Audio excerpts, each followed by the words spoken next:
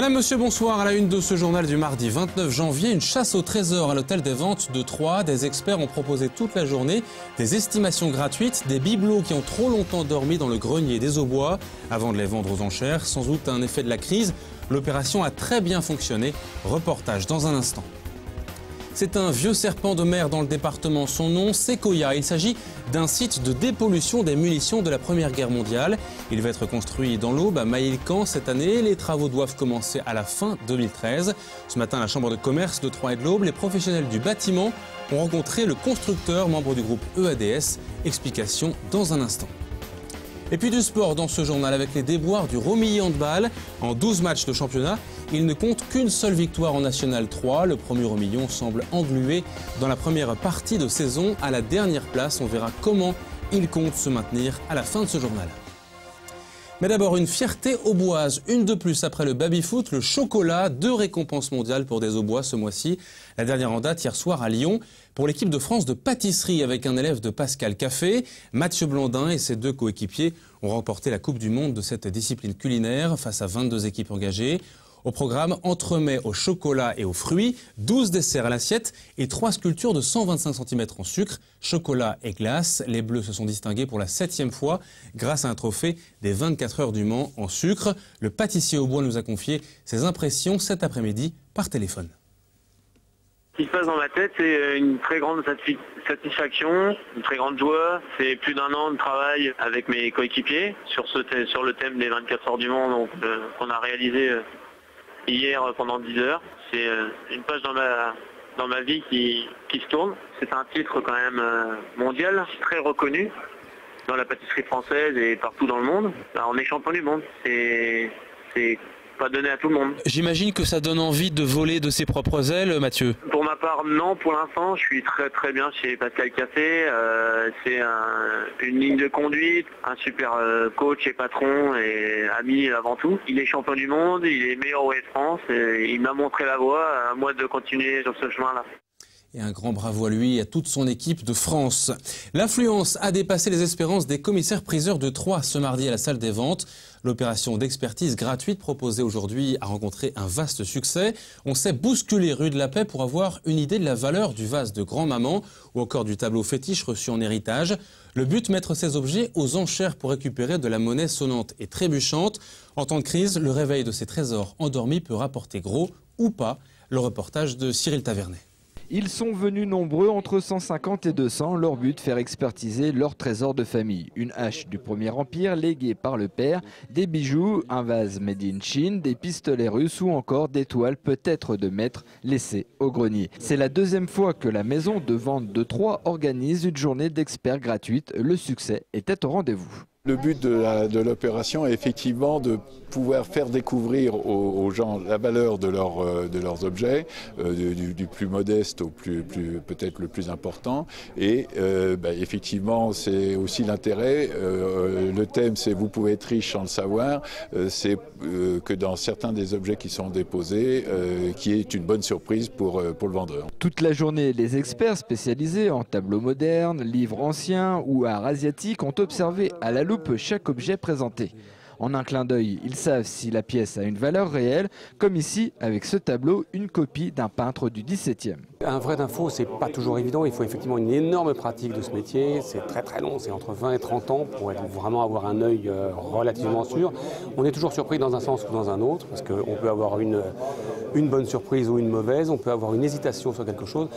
Et comme notre métier n'est pas une science exacte, il faut toujours qu'on puisse avoir le recul nécessaire pour pouvoir vérifier ce que l'on dit. Certains espèrent une bonne nouvelle, une belle somme d'argent grâce aux reliques familiales. D'autres cherchent juste à connaître l'histoire de leurs biens. Il y a des estimations qui vont être faites, il y a des responsables chinois, enfin de l'art chinois, et on m'a dit, mais vas-tu... Alors, j'ai profité de l'occasion pour venir avoir pas des documents, mais des estimations à ce niveau-là. Il y a quand même des petites choses que j'aimerais un peu connaître leur estimation, quoi.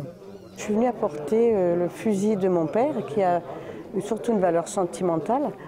Donc c'est pour partager entre nous-mêmes, pour chacun ait la valeur de l'héritage. C'est surtout sentimental. Et c'est mon père, il s'est servi bien sûr quand il était chasseur. Et puis c'est surtout un souvenir. Le 23 mars, la vente des objets retenus par ces experts dira si oui ou non les Aubois avaient bien des trésors. À la maison, ce pot chinois avec un dragon de manufacture impériale du 18e aurait pu coûter plusieurs milliers d'euros, mais il est brisé. Son prix de départ sera de 1 000 euros. C'est plutôt rare pour cette profession. Les ambulanciers de Sainte-Savine étaient en grève. Aujourd'hui, les salariés de l'une des plus importantes sociétés d'ambulance de l'agglomération protestent contre les méthodes de leur nouveau gérant. Il a racheté l'entreprise il y a 1 an maintenant. Ses employés dénoncent le non-paiement des heures supplémentaires, un manque de dialogue et au final, une ambiance pesante. Ce matin, ils ont donc cessé le travail pour se faire entendre en présence de leur gérant. Mais les discussions ne semblent pas avoir abouti. Écoutez leurs arguments et la réponse du gérant interrogé par Cyril Taverne. Ce qu'on souhaite, c'est que déjà, il y a régularisation de tout ce que la direction nous doit. Ça fait 1 an que nous avons été repris et qu'il y a trop de problèmes au niveau des salaires. On veut être payé comme il se doit, 1 heure travaillée, 1 heure payée. L'acquisition de nos primes qu'on avait depuis 5 ans et depuis que la direction est arrivée, petit à petit elles ont régressé. Maintenant elles ont été bizarrement hier supprimées, donc dénoncées. Et on souhaite avoir un avenant de tous nos acquis pendant les années précédentes, qu'elles soient tout simplement validées et non retirées petit à petit par la nouvelle direction. Hey, tous ensemble, hey, hey, tous ensemble, hey, hey. Ils réclament une augmentation de salaire et un recalcul du temps de travail. Nous, on a un accord de cadre de branche qui est appliqué dans l'entreprise. Le salaire individuel horaire est supérieur à celui de l'accord cadre. Le taux pratiqué est supérieur quand ils font des gardes ou quand ils sont de permanence. Donc voilà, c'est un mouvement, enfin une revendication qu'on ne comprend pas très bien. Surtout que le mouvement de grève a été déclenché sans concertation préalable. Après des années d'attente, les travaux du projet Sequoia devraient commencer à la fin de cette année 2013 dans l'Aube. Sequoia, c'est une usine de destruction d'armes chimiques de la Première Guerre mondiale. Le coût du projet global est estimé à 100 millions d'euros selon la société Astrium du groupe EADS. Le site sera implanté à Mailly-le-Camp. Ce matin, les entrepreneurs au bois du bâtiment intéressés par ce chantier d'envergure étaient conviés à une réunion d'information très attendue à la CCI. Les précisions de Damien Ardois. Une quarantaine d'entreprises du département a répondu à l'appel. Cette réunion autour du projet Sequoia à la Chambre de commerce et d'industrie est une première prise de contact entre le groupe EADS, sa filiale Astrium et les entrepreneurs locaux. C'est très concret, même si on n'avance pas de chiffres et qu'on n'ouvre pas les plans, ça permet déjà à l'entreprise de s'affranchir et d'enlever peut-être un peu l'appréhension par rapport aux grands groupes et de se rendre compte par elle-même que l'accès paraît assez facile. Pas question pour le moment de désigner qui va faire quoi sur le futur chantier de ce centre de démantèlement d'armes chimiques à Mailly-le-Camp. Avant d'être choisies, les entreprises vont devoir déposer un dossier de présentation et montrer leurs compétences. On voit le dynamisme des entreprises qui donc seront présentes pour répondre aux appels d'offres qui se présenteront d'ici la fin de l'année. Les commandes sont difficiles à obtenir. Ce projet représente une grosse opportunité, d'où l'intérêt des entreprises. Gros œuvres, structures métalliques, plomberie, électricité, serrurerie, en tout 11 lots vont être distribués. Économiquement, le jeu de plusieurs millions d'euros en vaut la chandelle. Reste pour ces entrepreneurs à se pencher sérieusement sur le sujet pour être le plus compétitif possible, bien avant les premiers coups de pioche à Mailly-le-Camp. C'est important de savoir un petit peu ce qui se passe au niveau des projets en amont. Très en amont pour pouvoir avoir le temps de les étudier, savoir si on peut se positionner sur de tels projets pour y répondre ensuite techniquement. Les dossiers aujourd'hui sont assez rares ou deviennent rares, donc il faut quand même étudier sérieusement tous ces projets. L'autre enjeu du chantier, c'est de montrer que les entreprises du département sont capables de réaliser la plupart de ces travaux d'envergure. C'est d'ailleurs la volonté d'Astrium que les entreprises locales soient les premières bénéficiaires de ce projet qualifié d'unique au monde.